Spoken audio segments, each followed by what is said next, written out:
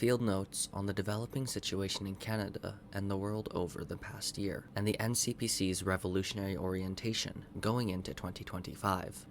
NCPC Central Committee New Year's Statement, 23rd January 2025. To all the revolutionary-minded people in Canada who are genuinely seeking an alternative to the declining order of the bourgeoisie, to all the real communists out there, both those of the NCPC and also those who have yet to find a real party worthy of their activity, and to all those already fighting for a better world, let us be clear. The deterioration of the international situation cannot be ignored. Although it is customary for Marxist-Leninists to throw this sort of claim around with little basis, it is not the case here. We are now witnessing the acceleration of inter-imperialist contradictions on a global scale. Eastern Europe, the Middle East, Africa, Asia, the Anglo-American Imperialist Alliance, AAIA, and its rivals are clashing on an ever-increasing number of fronts, through war, Ukraine, Sahel, Sudan, Nepal, Syria, as well as through politics, in Moldavia, Georgia, several Latin American countries, and economics via China's Belt and Road Initiative and the Euro-American IMEC, India, Middle East, Europe Economic Corridor. The global economic context and the ever-increasing competition between great powers are driving the bourgeoisie in the imperialist countries of Europe and America to accelerate the process, begun decades ago, of destroying the social compromise measures enacted to demobilize their local proletariat during the crucial decades between 1945 and the 1980s. At the same time, having followed in recent decades a bread and circuses policy in which locally high living standards and concessions on many sectoral democratic rights issues, women, migrants, LGBT, etc., i.e. cultural liberalism, went hand in hand with economic neoliberalism, the bourgeoisie is now reversing course. The now resigned Prime Minister Trudeau, attacked by his opponents in the electoral arena and unable to deceive the people any longer with fine words, recently renounced his historic position in favor of mass immigration and joined the chorus in blaming immigrants for a whole range of social problems, starting with the now undeniable housing crisis. This was, until recently, a marginal discourse as the bourgeoisie sought to replenish the ranks of the proletariat. Today it tends to dominate in Canada, reflecting new conditions where Canadian capitalists have enough cheap labor and now need to focus on upping the level of repression against immigrant workers. In the US, the destruction of historic abortion rights protections, the growing campaign against transgender people, and incoming President Trump's stated desire to rid the military of wokeism augur the end of the recess. In France, the National Front is on the doorstep of power. In the UK, pogroms have recently targeted Africans and Pakistanis. In the US, Elon Musk arguably threw up a couple Nazi salutes at Trump's inauguration. The two mobilizations. What is happening? The imperialist bourgeoisie is preparing to receive significant blows. The Anglo-American imperialists remain dominant on the world stage, but their hegemony is contested, and the ever-deepening structural crisis of capitalism make it so that economic conditions within even the most consolidated imperialist countries are at a high risk of worsening even further. In these conditions, the regime of preventative counter-revolution is overheating and might crack. When preventative counter-revolution fails, two alternatives open up: the revolutionary mobilization of the masses, or their reactionary mobilization. The bourgeoisie in the big imperialist countries wants to mobilize large sections of the proletariat behind it, and so it must reinforce reactionary forms of nationalism. We're already seeing competing kinds of it arising amid the looming tariff war with the US, which Canada seems to be on the brink of as of late January 2025. In some countries, the bourgeoisie is starting to implement a repressive natalist policy because it needs future little soldiers. Less and less able to distract people with the mere entertainment culture, fractions of the bourgeoisie now tend to make cultural struggle against Islam, against LGBT, etc., issues around which to rally sectors of the people behind it, without having to make economic concessions. This reactionary mobilization of the masses, whose logical conclusion is inter-imperialist war, is not fascism. Fascism is the open dictatorship of the most reactionary sections of the ruling classes, directed against the revolutionary proletariat. Fascism will become a serious possibility if the revolutionary mobilization of the masses can develop sufficiently to threaten the imperialist bourgeoisie. This is still far from being the case. For the time being, the ruling class has a significant head start over conscious revolutionary forces, and even over the spontaneous action of the proletariat in defense of its interests. The objective conditions, however, are favorable to the revolutionary mobilization of the popular masses. the generalized degradation of living and labor conditions, the pushback on democratic rights, the increasingly obvious preparation for inter-imperialist war are all good reasons for workers to mobilize. Then again, it is up to our party to seriously take up this task. The legal socialist movement, in its eclecticism, is currently unable to develop the mobilization and the organization of the masses in a significant direction. Faced with the right-wing shift of bourgeois politics, we see two trends emerging that were prevented from accomplishing these tasks. The first trend, a classic and well-known trend to anyone who remembers the Harper years, is tailism of the liberal wings of the bourgeoisie and petty bourgeoisie. Many self-proclaimed socialists are calling for the most mediocre social liberalism to stand in the way of tougher bourgeois policies. In France, for over 20 years, revisionists and social democrats have regularly called for allying themselves with anyone to block the National Front. In the United States, there have been socialists willing to support Obama, Clinton, Biden, Harris at any price, any time. Under a conservative Poilievre government in Canada, will undoubtedly see a resurgence of this kind of tailism. At the same time, a new and dangerous form of tailism is developing among the ranks of the legal left. We now see emerging a new trend of red browns in the US and Canada, or MAGA communists. Clowns who believe the left should align with the cultural and social positions of the right-wing bourgeoisie, because they supposedly represent the core of the people, who inhabit the trailer parks and subsidized housing blocks. These activists think they're doing political judo by deploying the methods of the bourgeois right against itself. In reality, they're preventing an independent and revolutionary organization of the proletariat. Although these forces are very weak in Canada, we have already seen a few examples, and we can bet this form of opportunism will keep developing as the situation evolves. The political situation across the country. In order to build up the necessary independent, revolutionary mobilization of the working class, oppressed nations and their allies, our political interventions must be based on coast-to-coast-to-coast social investigation and class analysis, (CICA). Fieldwork and active participation in the class struggle across the entire country is the only path toward formulating an analysis and calls to action that reflect the aspirations and the current level of class consciousness of the popular masses as a whole. In precisely this spirit of investigation, we are sharing here field notes submitted by party organizers and sympathizers from across the country. While not covering the entire country, we believe these notes are sufficient to provide a sketch of the myriad ways in which the general political conditions outlined above are manifesting across the immense landmass that is Canada. 1. British Columbia. BC hosts two of Canada's three most expensive cities, Vancouver, number 1, Victoria, number 3. Real estate makes up 18.4% of the province's GDP, and property values continue to skyrocket with the growth of real estate investment trusts, REITs. Jet-setting developers and a host of multinational corporate heads, with their legal and technical professionals, call the urban centers home, and the mountains and ocean their luxury playgrounds against the backdrop of working-class poverty. The provincial minimum wage is $17.40 an hour, while the estimated living wage for Metro Vancouver has climbed to $27.05 an hour, while unemployment is the second lowest in Canada at 5.7%.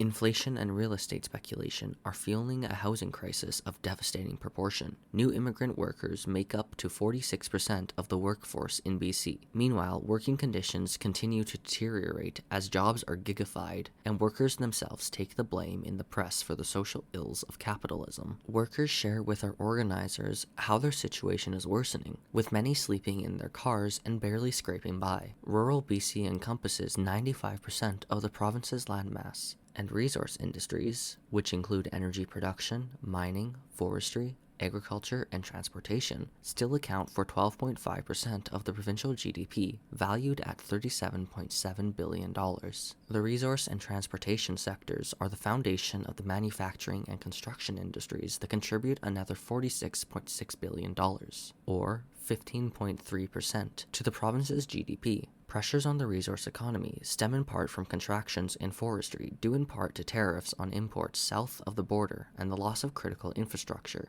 and skills from mill closures. There were 16 mills closed in 2024 alone, yet there is speculation that forestry has room for value-added manufacturing. Mineral deposits are rich. and the shale oil field in northeastern BC is the largest in Canada. Enbridge's BC pipeline out of Fort Nelson transports 55% of the LNG produced in northern BC to Sumas and the US border. While some producers in the resource and manufacturing industry have been experiencing US order crunches with the threat of Trump's tariffs looming, LNG producers aren't feeling that same pressure thanks to Trump. Climate change activists rightly point to extraction and consumption of fossil fuels as fanning the literal flames of climate disasters. However, ignoring the central questions of who consumes what and for what purpose flames antagonisms between resource workers and those who hope to protect their communities from the consequences of climate change. There is a need for a materialist analysis of what production by and for the people could mean for addressing climate change. Within a 3-hour drive of Vancouver, the political and economic landscape of BC dramatically shifts, and the October 2024 provincial election was a clear indication of the sharpening political polarization across this divide. Premier Dave Ebby's NDP barely scraped a majority government. Their sway is urban and coastal, and they only hold seats in small pockets of ridings east and north of the Lower Mainland, while Ebby and his caucus purportedly hold progressive positions, opposing the privatization of healthcare, favoring the recognition of Indigenous rights and gender and pay equity, and toward addressing the climate catastrophes of fire, flood, and landslides that have devastated communities across the province in recent years. The NDP exposes their own political opportunism and are incapable of any substantive or lasting change. Frustrated with inaction on the part of the government to tackle any issue effectively, young voters are turning to the right.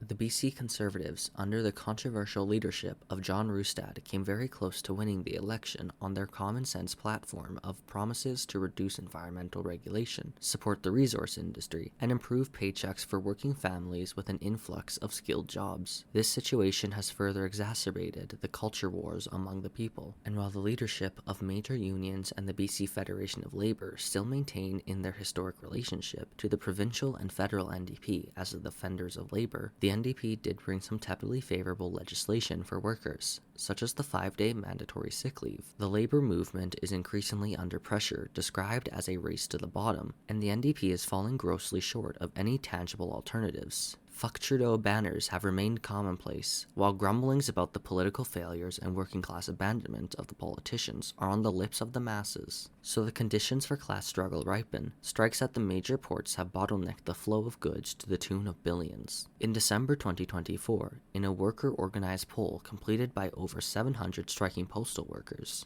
83% supported the union remaining on the picket line and calling for illegal political strikes in defiance of labor law. True to this, following the disgusting move by the Liberals to force postal workers back to work, militant postal workers called on labor organizers to establish illegal picket lines and continue to shut down distribution depots. This is one small indication among many that a window of possibility is opening, and that there is hunger for class struggle that breaches the levee of ordinary politics. 2. Alberta. Alberta has the highest unemployment rate in the prairies at 7.5%. In the cities of Edmonton and Calgary, the unemployment rate is even higher at 8.3% and 7.9% respectively. Alberta, tied with Saskatchewan, also has the lowest minimum wage of any province or territory in Canada at $15 an hour, a minimum wage that hasn't been raised since 2018. Compare this to the federal minimum wage of $17.30 an hour. Though the median wage of workers in Alberta is relatively higher than other provinces at $30 an hour, the cost of living in the main cities of Calgary and Edmonton has increased significantly, consistently making headlines in the years since the pandemic. Calgary has a housing market bubble that increasingly pressures renters and working-class homeowners given the inflationary pressures on mortgages. From November 2023 to November 2024, the average cost to buy a home rose 11.4%, from $445,551 to $496,348. The average monthly rent for a one-bedroom apartment in Alberta rose to $1,565, a 3% increase between November 2023 to November 2024. When Trump initially announced the 25% tariff threat, Alberta's Premier Danielle Smith responded by claiming she would nationalize the oil and gas industry in the province. This seems to have been a grandstanding move, since Smith has been under fire in her party and steadily losing political capital. Alberta has also recently instituted its own border patrol using sheriffs, in response to Trump's ravings about illegal illegal migration from the Canadian border. Amid this political climate, the conservative political ruling class continues to stoke reactionary sentiment towards migrant workers, as well as against LGBT rights. Our social investigation in Calgary and Edmonton indicates that the multinational proletariat was not taking up these positions overwhelmingly. Also noteworthy from our field notes, the repression of the Palestine Solidarity Movement has been, to our knowledge, worse in Calgary than in any other major city in Canada. Police regularly used harsh physical violence and indiscriminate arrests over the past year, alongside brazen attempts to lay criminal charges for actions protected under the Canadian Charter. Our hypothesis here is that Alberta, and Calgary in particular, is a testing ground in this country for the regime of preventative counter-revolution to shift tactics and experiment with greater uses of force and increased limitations on civil and human rights. 3. Saskatchewan. Saskatchewan's unemployment is below the national average at 5.6%.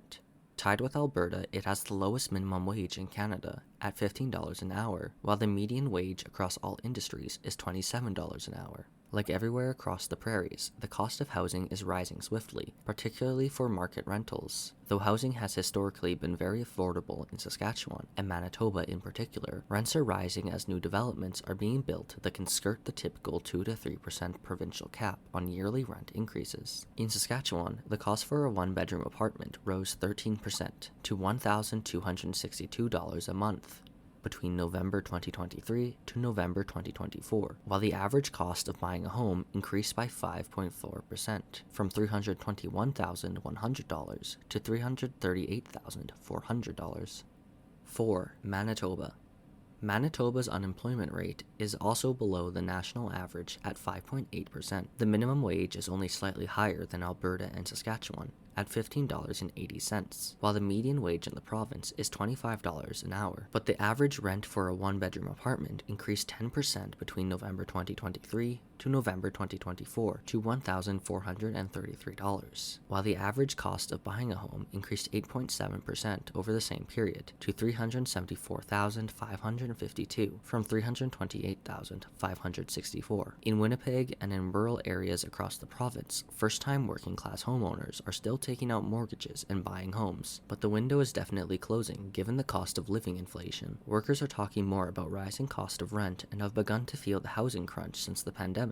Vacancy rates for market rental in Winnipeg hover around 1.5%. Manitoba's economy is growing slowly at 1%. Some 21,000 new jobs were added in the fourth quarter of 2024, 71% in private industry. The province's economy is largely agricultural, and 70% of total exports go to the US, so Trump's threats about tariffs are causing serious anxiety among farmers and related sectors that facilitate exports. This fall, the first ever treaty with the Red River Métis was signed between the federal government and the Manitoba Métis Federation. It's being hailed as a real economic and political step forward, since it ensures registered Métis gain access to health and education benefits, somewhat similar to those available to status Indians. We need to understand this treaty as part and parcel of the current strategy to resolve the Indian question in Canada through assimilation, integration into cities, and class stratification. It warrants more serious analysis from our organization, alongside numerous land claims settlements that have been pushed through the legal system and treaty tables in the past few years. Workers in Winnipeg have the appetite for struggle, and many workers clearly express the need for independent organization of the class against any of the established political parties. Though we do not yet hear a consistently militant or fighting spirit among workers, that is a spirit and consciousness we can encourage as we organize more effectively and deeply in the class. 5. Ontario. Prospects for Ontario's working class heading into a possible recession in 2025 are grim, given that they aren't good as it stands. The official unemployment rate is the highest it's been since 2017 at 7.6%.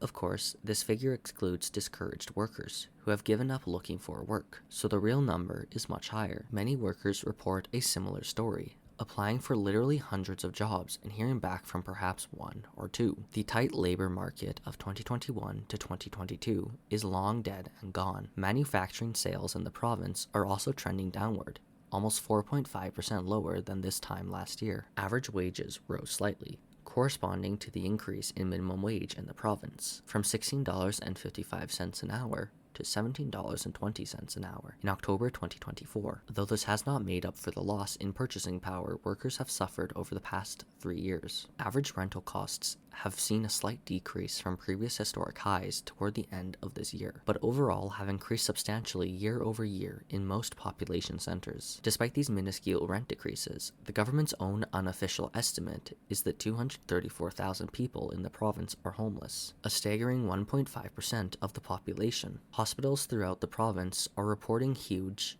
though probably exaggerated and sensationalized, budget deficits, in part due to deliberate underfunding by the province, in part due to increased service needs, and in part due to the parasitism of management. And substantial staffing cuts seem likely without a major fight to prevent them. The squeeze is clearly on, and there are dark clouds on the horizon. Conservative Premier Doug Ford is positioning himself as a champion of the Canadian economy against Trump's threats of tariffs and of the US annexing Canada, and he may use the shine from these theatrics to secure another term with a majority government. The opposition, for its part, is thoroughly uninspiring and disorganized, with nobody really having the charisma, track record, or profile to mount a credible challenge. Because of this, there is both an appetite for struggle and change, but also depressed resignation among many workers. There are flashes of the potential for mass struggle. Unifor organizing the 800 workers at a Walmart warehouse in Mississauga, the Najawan Support Network, and other groups of international students and workers organizing and mobilizing in prolonged struggles against exploitative bosses and the government. But for the moment, these are mostly embers in the wind.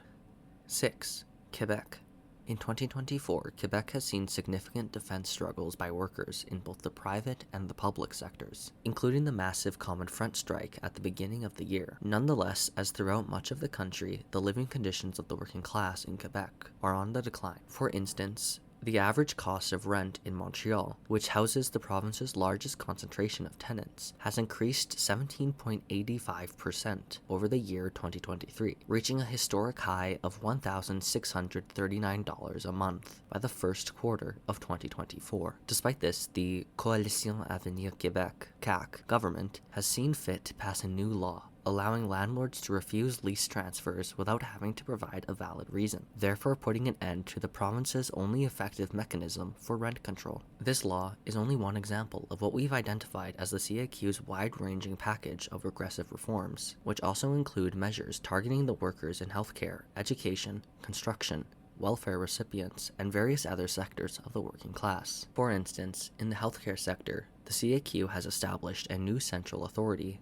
Santé Québec, a government-owned corporation which is now at the helm of the province's hospitals and other healthcare facilities, and operates under a mandate calling for massive budget cuts across the system. Despite the government's insistence that the cuts aren't supposed to impact services, patient attendants have already started being laid off in various facilities. The CAQ government's offenses against the working class can be contrasted with its friendliness towards big business. For instance, over the last few months of 2024, a new spending scandal emerged as it became clear the government had invested $710 million in Northvolt, a multinational EV battery-making corporation that had planned for a factory near Montreal, but is currently in the process of collapsing and seems to be reneging on its promises. In these conditions, it is unsurprising that the CAQ's approval rating has dropped even below that of Justin Trudeau. The situation in Quebec's bourgeois electoral politics must be monitored closely over the next year. While provincial elections are not due until 2026 and the CAQ still enjoys a parliamentary supermajority, the nationalist Parti Québécois,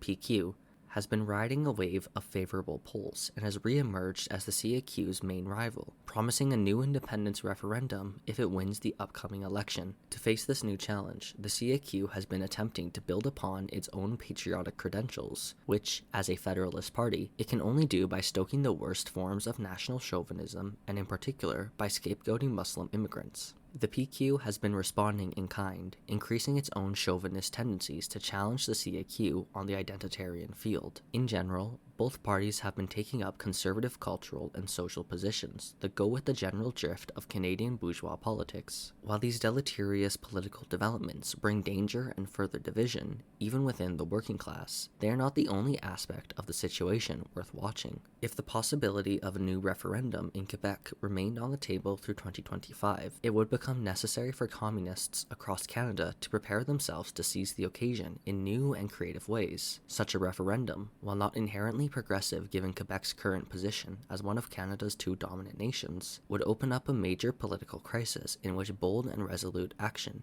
could achieve significant gains for the revolutionary movement. 7. The Maritime Provinces. Starting with Nova Scotia, the province with the highest poverty rate in the country. In the past year alone, the cost of living rose by 6% in Halifax and 4% in the rest of the province. The median wage for professionals, manufacturing, and trades has stagnated at $35 an hour, while the minimum wage, sitting at a low $15.20 an hour, has seen an increase of only 1.2% over the past 4 years. Meanwhile, 1/3 of Nova Scotians, and Atlantic Canadians more generally, earn less than $20 an hour, and yet the living wage for all regions of Atlantic Canada is nearly $25 an hour. Thus, 1 in 3 Canadians earn, at most, 20% less than the living wage. The unemployment rate in Nova Scotia is currently 6.5%, with many people exhausting themselves filling out hundreds of applications, handing out resumes, and calling offices to line up just a few interviews for low-paying jobs. Rent has increased 12% from 2023 to 2024, despite a 5% rent cap in the province. This average rent in the province for 2024 was $1,628 a month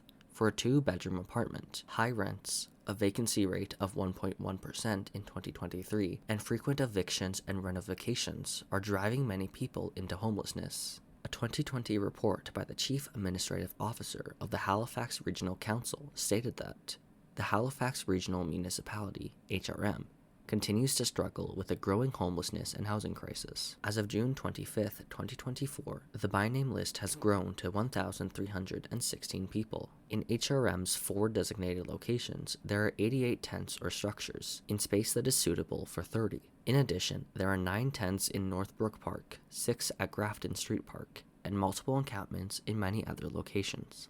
In June 2024, 719 individuals were identified as experiencing homelessness in eastern Nova Scotia. This represents a 72% increase from the last count, which was made in 2021. This is certainly an undercount. Meanwhile, in New Brunswick, newly elected Progressive Liberal Party leader Susan Holt, who took over from the massively unpopular former Irving Oil executive Blaine Higgs, promises a rent cap of 3% to keep the province affordable, while the masses are already being bled dry by landlords across the province. As the COVID-19 pandemic demonstrated, the state of the healthcare system in Nova Scotia is dire, with decades of understaffing and increasing privatization, leading to a significant decline in its resilience and capacity. As a result of staffing shortages, the masses are stuck on months-long waitlists for mental health intake appointments. More than 13% have no family doctor, and people are dying waiting to be seen in ERS. Meanwhile, Atlantic Canada has the highest cancer rates in the country.